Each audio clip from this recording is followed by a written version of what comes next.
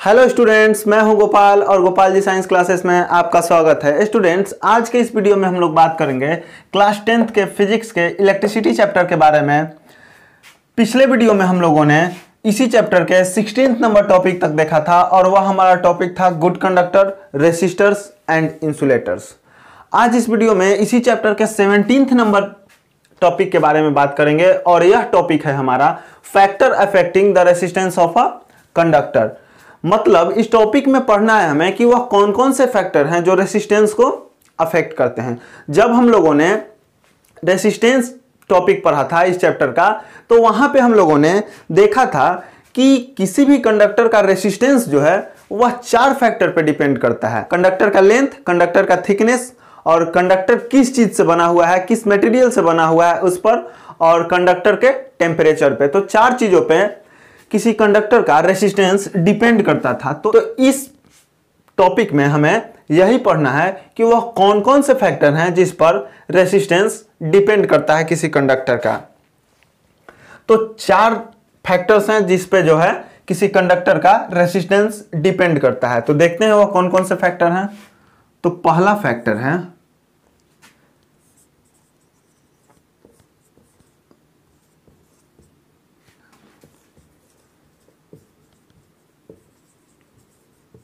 Length of the conductor.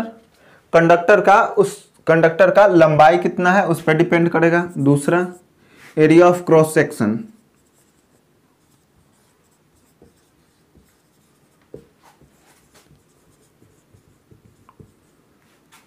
Area of cross section या इसी को बोलते हैं thickness.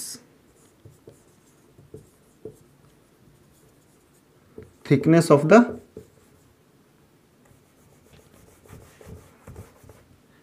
Area of cross section को ही बोलेंगे थिकनेस। तो एरिया ऑफ क्रॉस सेक्शन या थिकनेस ऑफ द कंडक्टर। दूसरा फैक्टर हो गया एरिया ऑफ क्रॉस सेक्शन, इसी को थिकनेस बोलते हैं। तार की मोटाई, कंडक्टर की मोटाई कितनी है उसमें। तीसरा जो फैक्टर है जिस पर किसी कंडक्टर का रेसिस्टेंस डिपेंड करता है वह है nature of material of conductor.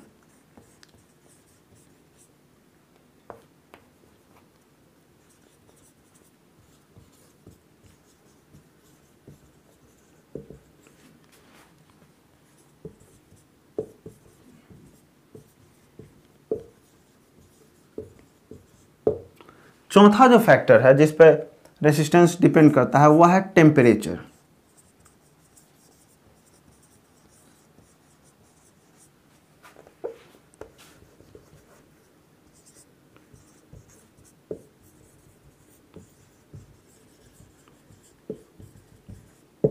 कि वह उस कंडक्टर का टेम्परेचर कितना है। तो यही फैक्टर है 4 फैक्टर जिन पर किसी कंडक्टर का रेसिस्टेंस जो है वह डिपेंड करता है। तो आखिर कैसे डिपेंड करता है, लेंथ का क्या प्रभाव पड़ता है रेसिस्टेंस पर, area of cross section that means thickness का क्या प्रभाव पड़ता है रेसिस्टेंस पर, नेचर ऑफ मटेरियल का कि वह किस चीज का कंडक्टर बना हुआ है, इस पे इसका जो है रेसिस्टेंस पर क्या प्रभाव पड़ता है यह देखेंगे। टेम्परेचर का क्या प्रभाव पड़ता है रेसिस्टेंस पर। कहने का मतलब कि लेंथ, थिकनेस, नेचर या टेम्परेचर को घटाने बढ़ाने पर, इन सब को बदलने पर, इन सब को चेंज करने पर किस प्रकार से हमारा जो है वह रेसिस्टेंस किसी कंडक्टर का प्रभावित होता है, यही हम लोग देखेंगे। तो हम लोग वन बाय वन करके हम लोग एक एक के बारे में जानेंगे कि कैसे आखिर जो है वह रेसिस्टेंस को ये 4 फैक्टर अफेक्ट करते हैं, प्रभावित करते हैं। तो चलिए हम लोग वन बाय वन करके देखते हैं। इसका स्क्रीनशॉट आप ले लीजिए, उसके बाद हम लोग फर्स्ट से इसको डिटेल में पढ़ते हैं। चलिए,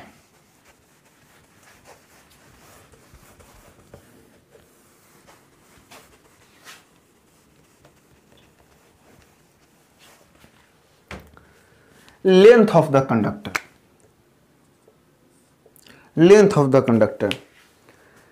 लेंथ जो है कंडक्टर का वह किस प्रकार से रेसिस्टेंस को प्रभावित करता है यही जानेंगे इसमें। तो लेंथ को अगर आप बढ़ाते हैं तो रेसिस्टेंस बढ़ जाता है। यह एक्सपेरिमेंटली देखा गया है कि किसी कंडक्टर के लेंथ को आप बढ़ाते हैं तो उसका रेसिस्टेंस बढ़ जाता है, अगर किसी कंडक्टर के लेंथ को घटाते हैं, जितना छोटा करते हैं, तो उसका रेसिस्टेंस जो है वह घट जाता है। मतलब किसी कंडक्टर के लेंथ को बढ़ाने पर उसका रेसिस्टेंस बढ़ जाता है और किसी कंडक्टर के लेंथ को घटाने पर उसका रेसिस्टेंस घट जाता है। मतलब जो रेसिस्टेंस होता है कंडक्टर का वह डायरेक्टली प्रोपोर्शनल होता है लेंथ के। इस तरह से समझिए, resistance is directly proportional to length of the conductor. किसी कंडक्टर का रेसिस्टेंस जो है वह उसके लेंथ के डायरेक्टली प्रोपोर्शनल होते हैं। डायरेक्टली प्रोपोर्शनल कहने का मतलब कि अगर लेंथ को बढ़ाया जाए तो रेसिस्टेंस बढ़ जाएगा, लेंथ को घटाया जाए तो रेसिस्टेंस घट जाएगा। अगर रेसिस्टेंस मान लिया किसी कंडक्टर का बढ़ा हुआ है तो उसका लेंथ ज्यादा होगा, अगर रेसिस्टेंस घटा हुआ है तो उसका लेंथ कम होगा। मतलब डायरेक्टली प्रोपोर्शनल का रिलेशन कुछ ऐसा होता है कि एक को बढ़ाइएगा तो दूसरा बढ़ जाएगा, दूसरे को बढ़ाइएगा तो पहला बढ़ जाएगा, इसको घटाइएगा ये घट जाएगा, इसको घटाइएगा ये घट जाएगा। यही डायरेक्टली प्रोपोर्शनल होता है। तो रेसिस्टेंस के लिए R हम लोगों ने लिखा, लेंथ ऑफ द कंडक्टर के लिए LA लिखा। तो यहां से हम लोगों ने लिखा कि किसी कंडक्टर का रेसिस्टेंस जो है वह उसके लेंथ के डायरेक्टली प्रोपोर्शनल होता है। लेंथ को आप बढ़ाइएगा तो उसका रेसिस्टेंस बढ़ जाएगा उस कंडक्टर का, अगर लेंथ को आप घटाइएगा तो उसका रेसिस्टेंस भी घट जाएगा। तो किसी कंडक्टर का रेसिस्टेंस उसके लेंथ के डायरेक्टली प्रोपोर्शनल होता है। इस टॉपिक में यही पढ़ना था हमें। इसे आप ध्यान से याद रखिएगा कि रेसिस्टेंस जो है किसी कंडक्टर का वह उस कंडक्टर के लेंथ के डायरेक्टली प्रोपोर्शनल होता है। लेंथ बढ़ेगा रेसिस्टेंस बढ़ जाएगा, लेंथ घटेगा रेसिस्टेंस घट जाएगा। तो इस डिस्कशन से हम लोगों ने देखा कि अगर लंबाई को बढ़ा दिया जाए तो उसका रेसिस्टेंस इंक्रीज हो जाता है, अगर लंबाई को घटा दिया जाए, इसको छोटा कर दिया जाए तो इसका रेसिस्टेंस घट जाता है।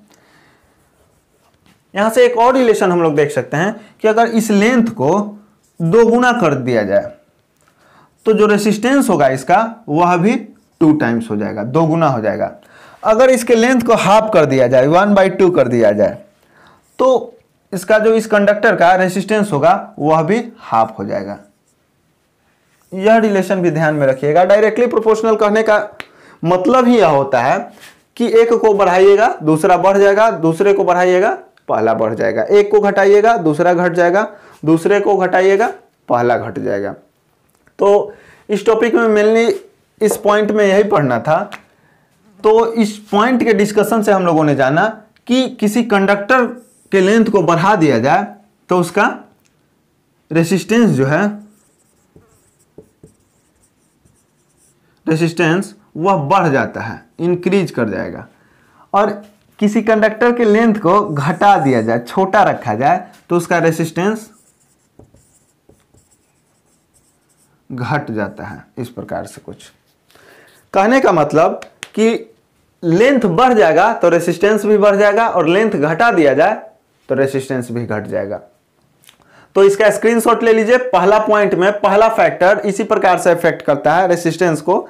यह हमारा लेंथ ऑफ कंडक्टर था, तार की या कंडक्टर की लंबाई, जिस पर रेसिस्टेंस डिपेंड करता है। इसे बढ़ाने से रेसिस्टेंस बढ़ जाता है किसी कंडक्टर का, और इसे घटाने से रेसिस्टेंस घट जाता है। तो यह आप लोग इसका स्क्रीनशॉट ले लीजिए। अब हम लोग दूसरा पॉइंट देखेंगे, एरिया ऑफ क्रॉस सेक्शन या थिकनेस ऑफ द कंडक्टर। इसका स्क्रीनशॉट लीजिए आप लोग। चलिए,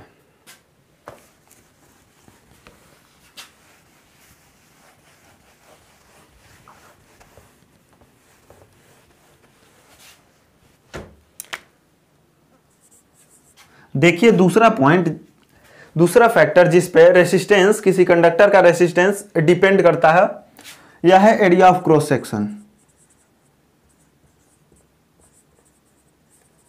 area of cross section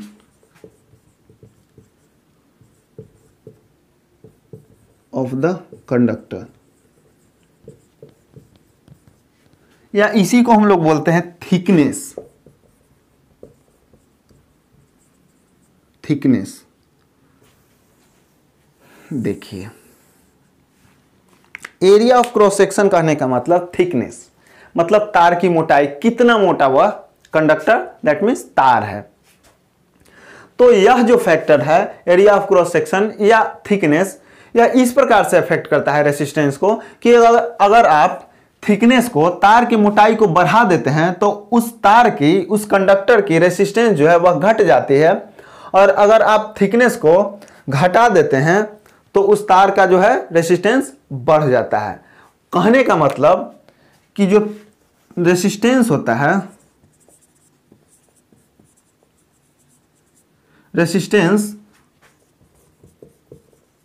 of the conductor, resistance of the conductor जो है वह इन्वर्सली प्रोपोर्शनल होता है किसका, तो थिकनेस का।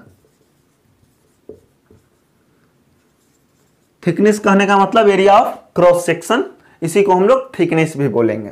तो रेसिस्टेंस ऑफ ए कंडक्टर, इसको आर से हम लोग डिनोट करते हैं, आर रेसिस्टेंस को इन्वर्सली प्रोपोर्शनल होगा किसके, 1 अपॉन थिकनेस। थिकनेस कहने का मतलब area of cross section, area of cross section, इसे हम लोग ए से डिनोट करेंगे।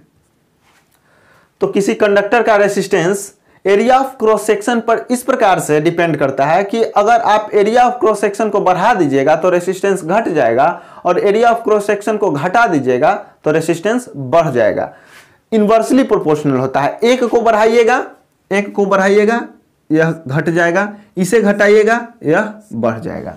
तो आखिर कैसे, इसको आप लोग दिमाग में रखिएगा। इससे आगे चल के हम लोग एक फॉर्मूला डिराइव करेंगे नेक्स्ट टॉपिक में, तो इसे आप लोग याद रखिएगा कि रेसिस्टेंस, किसी कंडक्टर का रेसिस्टेंस वह एरिया ऑफ क्रॉस सेक्शन के इन्वर्सली प्रोपोर्शनल होता है। तो अगर यहां से हम लोग रिलेशन फाइंड करते हैं कि अगर एरिया ऑफ क्रॉस सेक्शन को डबल कर दिया जाए, एरिया ऑफ क्रॉस सेक्शन को डबल कर दिया जाए तो जो रेसिस्टेंस होगा हमारा वह हाफ हो जाता है, रेसिस्टेंस हाफ हो जाता है। इसे आप दोगुना करेंगे तो यह हाफ हो जाता है रेसिस्टेंस, और अगर area of cross section that means thickness को आप हाफ कीजिएगा तो जो रेसिस्टेंस है वह दोगुना हो जाता है। इन्वर्सली प्रोपोर्शनल का यही अर्थ होता है। तो इस पॉइंट के डिस्कशन से हमें यह पता चला कि अगर कंडक्टर के थिकनेस को बढ़ा दिया जाए तो उसका रेसिस्टेंस कम हो जाता है, अगर थिकनेस को घटा दिया जाए तो उसका रेसिस्टेंस बढ़ जाता है। तो अगर कोई मोटा तार लेंगे हम लोग तो उसका रेसिस्टेंस कम होगा, और अगर पतला तार लेंगे तो उसका रेसिस्टेंस ज्यादा होगा। इस डिस्कशन से हमें यही पता चलता है। तो दूसरा पॉइंट जो था हमारा वह खत्म हुआ, जिस पे रेसिस्टेंस डिपेंड करता है। अब हम लोग तीसरा पॉइंट देखेंगे, और तीसरा पॉइंट है हमारा nature of material of conductor. चलिए देखते हैं उसे।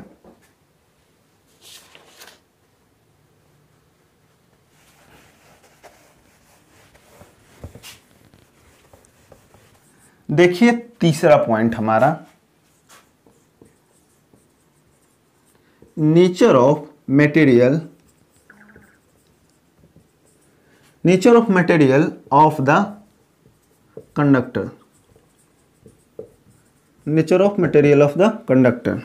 यह तीसरा पॉइंट है, तीसरा फैक्टर है जिस पे किसी कंडक्टर का रेसिस्टेंस डिपेंड करता है। यह तीसरा फैक्टर है जो किसी कंडक्टर के रेसिस्टेंस को प्रभावित करता है। तो nature of material of conductor कहने का मतलब होता है कि जो कंडक्टर का हम लोग रेसिस्टेंस फाइंड कर रहे हैं वह किस मटेरियल से बना हुआ है। आयरन का बना हुआ है, कॉपर का बना हुआ है, एल्युमिनियम का बना हुआ है, सिल्वर का बना हुआ है, या गोल्ड का बना हुआ है। यही होता है नेचर ऑफ मटेरियल। कहने का मतलब कि वह किस धातु से बना हुआ है, किस मटेरियल का बना हुआ है वह कंडक्टर, यह भी प्रभावित करता है रेसिस्टेंस को। तो देखिए, आप एक कॉपर का वायर लीजिए,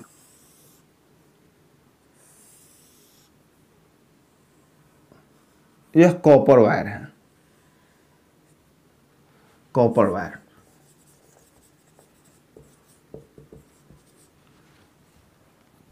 एक इतना ही बड़ा सेम लेंथ का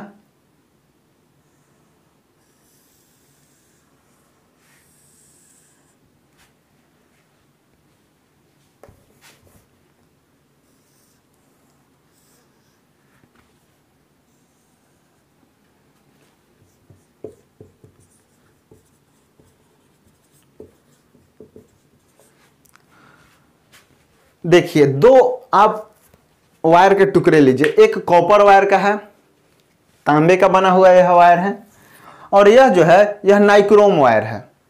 नाइक्रोम एक एलॉय होता है, हीटर के कॉइल को बनाने के लिए नाइक्रोम का यूज किया जाता है। तो नाइक्रोम का एक वायर लीजिए, दोनों का जो लेंथ है, दोनों का लेंथ इक्वल लेंथ का लीजिए, इक्वल लेंथ, लेंथ इक्वल है, इस प्रकार से लिखते हैं ज्यादा बेटर होगा। लेंथ, लेंथ दोनों का जो है वह इक्वल है, इक्वल लेंथ का है, और जो थिकनेस है दोनों का थिकनेस है वह भी सेम है, दैट मीन्स इक्वल है। दोनों का कॉपर वायर जो लिए और नाइक्रोम वायर, दोनों का लेंथ सेम है, लंबाई सेम है, सेम लंबाई का तार है, और जो मोटाई है इन दोनों का, वह दोनों का मोटाई भी सेम है हमारे पास।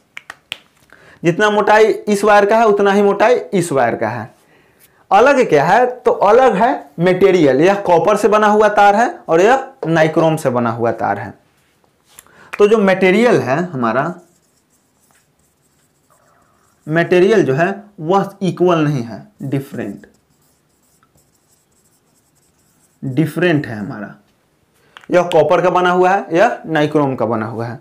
जब इससे आप करंट पास कराइए और इससे भी करंट पास कराइए, तो जितना यह रेसिस्टेंस प्रोवाइड करेगा करंट को, जब इससे पास होगा उससे 60 गुना ज्यादा, कितना, 60 टाइम्स मोर रेसिस्टेंस। जब इससे करंट पास करवाइएगा कॉपर के वायर से, तो जितना रेसिस्टेंस कॉपर वायर प्रोवाइड करेगा उससे 60 गुना ज्यादा रेसिस्टेंस नाइक्रोम के वायर से जब करंट को फ्लो कराइएगा तो यह रेसिस्टेंस ज्यादा देगा। कहने का मतलब कि इससे आसानी से पार हो जाएगा करंट, और इससे बहुत रेसिस्टेंस लेगा, बहुत ही दिक्कत के साथ करंट पास करेगा। यह ज्यादा करंट के फ्लो को रोकेगा, ज्यादा रेसिस्टेंस प्रोवाइड करेगा, और यह कम रेसिस्टेंस प्रोवाइड करेगा। अंतर क्या था दोनों में? दोनों में सिर्फ अंतर था कि दोनों का नेचर, दोनों का मटेरियल जो है वह डिफरेंट था। यह कॉपर का बना हुआ था और यह नाइक्रोम का बना हुआ था। दोनों का लेंथ भी हम लोगों ने सेम लिया, ब्रेथ भी सेम लिया, दैट मीन्स थिकनेस और लेंथ दोनों सेम लिया, लेकिन मटेरियल अलग होने के कारण दोनों का जो मटेरियल था जिससे यह बना हुआ है तार, वह अलग था, जिसके कारण वह यह कम रेसिस्टेंस दिया, और इसके तुलना में यह जो है 60 गुना ज्यादा रेसिस्टेंस प्रोवाइड करेगा जब इससे करंट पास होगा। तो हम लोगों ने ओवरऑल इस पॉइंट में देखा कि nature of material, that means किस चीज का, वह किस धातु का बना हुआ है, किस मटेरियल का बना हुआ है कंडक्टर, उस पर भी उस कंडक्टर का रेसिस्टेंस डिपेंड करता है। तो तीसरा फैक्टर हम लोगों ने देखा कि किस प्रकार से डिपेंड करता है। अब हम लोग चौथा फैक्टर देखेंगे, टेम्परेचर, कि टेम्परेचर जो है वह किसी कंडक्टर के रेसिस्टेंस को कैसे इफेक्ट करता है। तो देखिए इसका स्क्रीनशॉट आप लोग ले लीजिए, उसके बाद देखते हैं हम लोग। चलिए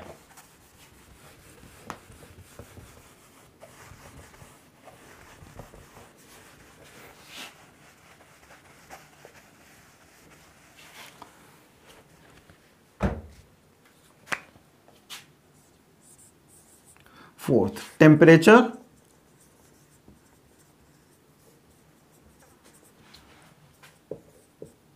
of the conductor,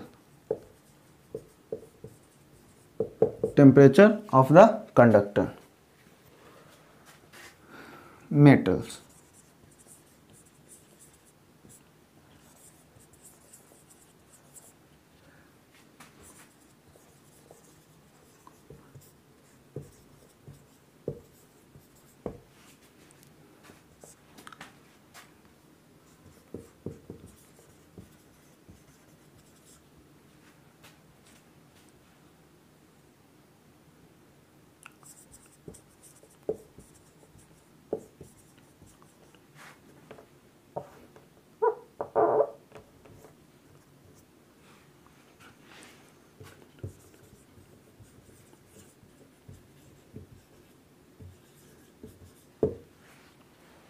देखिए टेम्परेचर ऑफ द कंडक्टर।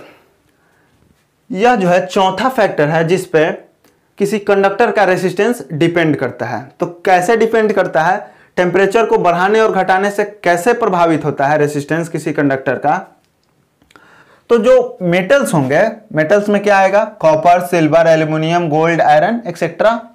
तो जितने भी मेटल्स हैं उनके टेम्परेचर को राइज कीजिएगा, अगर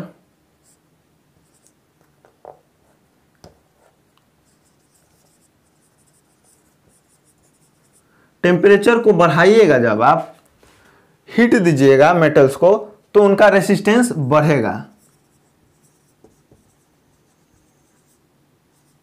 उनका रेसिस्टेंस भी बढ़ेगा। जितने भी मेटल हैं अगर उनके टेम्परेचर को राइज कीजिएगा, बढ़ाइएगा, तो उनका रेसिस्टेंस भी बढ़ेगा। और टेम्परेचर को घटाइएगा, अगर मेटल्स का टेम्परेचर को घटाइएगा तो उनका रेसिस्टेंस घट जाएगा। टेम्परेचर को अगर आप घटाते हैं तो रेसिस्टेंस भी घट जाएगा, समझे? यहां लिखिए, ज़्यादा बेटर होगा।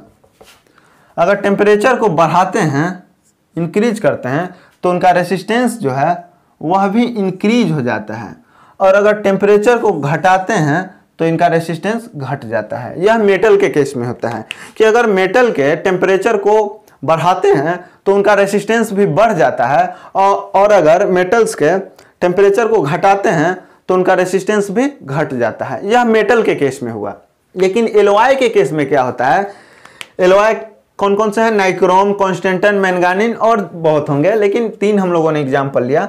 एलॉय पे क्या होता है कि एलॉय पे अगर आप टेम्परेचर दीजिएगा तो एलॉय पे टेम्परेचर का कोई इफेक्ट नहीं होता है। टेम्परेचर बढ़ाइए घटाइए एक समान रखिए, लेकिन उनका रेसिस्टेंस जो है वह बदलने वाला नहीं है। मतलब कि एलॉय पर टेम्परेचर दीजिएगा या टेम्परेचर को कम कीजिएगा तो एलॉय पे कोई इफेक्ट नहीं पड़ता है उनके रेसिस्टेंस पे। सिर्फ मेटल के केस में टेम्परेचर बढ़ाने पे रेसिस्टेंस उसका बढ़ जाएगा और टेम्परेचर घटाने पे रेसिस्टेंस घट जाएगा। लेकिन एलॉय के केस में टेम्परेचर बढ़ाइए या घटाइए उनका रेसिस्टेंस नहीं बदलने वाला है। तो चारों फैक्टर हम लोगों ने देखा जिन पर किसी कंडक्टर का रेसिस्टेंस डिपेंड करता है। अब हम लोग इस वीडियो में इतना ही रखते हैं। अब नेक्स्ट वीडियो में हम लोग इससे आगे के टॉपिक्स के बारे में चर्चा करेंगे। तो अगर यह वीडियो अच्छा लगे, आपको समझ में आए, तो लाइक कीजिए, वीडियो को शेयर कीजिए अपने दोस्तों के साथ, और जितना ज़्यादा से ज़्यादा हो चैनल को सब्सक्राइब कीजिए। बहुत ज़्यादा गर्मी है, पसीना थोड़ा निकल रहा है, पंखा नहीं चालू कर रहा हूँ मैं, क्योंकि जब भी फैन चालू करता हूँ तो घरघराहट की आवाज़ आने लगती है, तो ऑडियो जो है वह ख़राब हो जाएगा, साउंड क्वालिटी। इसके कारणवश जो है गर्मी को सहना पड़ता है। देख रहे हैं कितना पसीना आ रहा है, फिर भी फैन को चालू नहीं मैं कर रहा हूँ, क्योंकि साउंड क्वालिटी बिगड़ जाएगा इससे। तो फिर मिलते हैं हम लोग नेक्स्ट वीडियो में नए टॉपिक के साथ। तब तक हंसते रहिए, मुस्कुराते रहिए। जय हिंद, धन्यवाद।